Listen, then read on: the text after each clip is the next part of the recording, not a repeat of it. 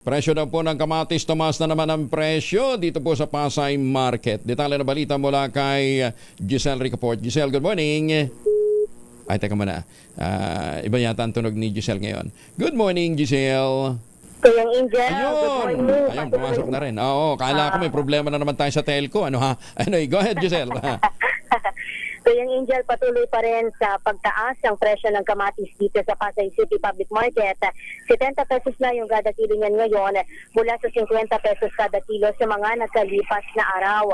Hindi naman masabi ng mga retailer dito ang dahilan ng pag-angat ng presyuhan. Ang bawang naman tumaas din sa 140 pesos kada kilo mula sa 160 pesos kada kilo, habang ang bell pepper 180 na ngayon ang kada kilo mula 130 pesos. Ang kalamansi sumipa rin ng 40 pesos kada kilo, 140 pesos na ngayon mula sa dating 100. Ang iba namang klase ng gulay o yung ibang gulay nagmura na yung presyuhan dito sa pamilyahan.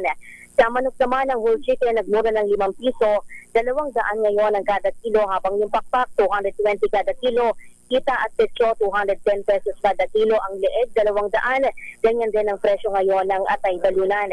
Sa karne naman ng baboy, ang liempo sumisipa pa rin sa 420 pesos kada kilo, na mas mataas pa rin sa ipinatutupad na MSRP ng Agriculture Department.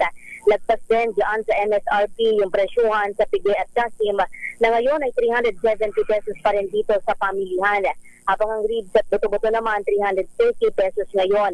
Sa baka naman ang laman 400 hanggang 500 ngayon ang presyo kada kilo, habang ang isda sa tambakol 180 pesos kada kilo, nagmahal ng 20 pesos yan kumpara sa mga nakalipas na araw.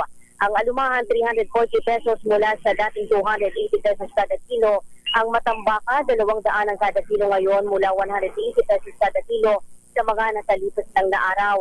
Ang sapsap naman 360 pesos ngayon mula sa 350 pesos kada kilo.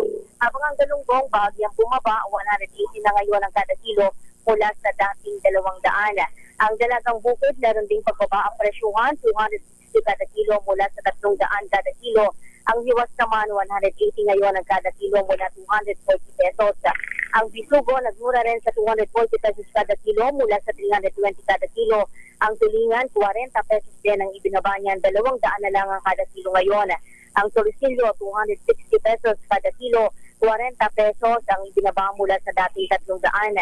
Habang nakapako naman ang presyuhan ng bangus sa 230 pesos kada kilo, habang ang tilapia 140 pesos ang kada kilo dito sa pamilihan.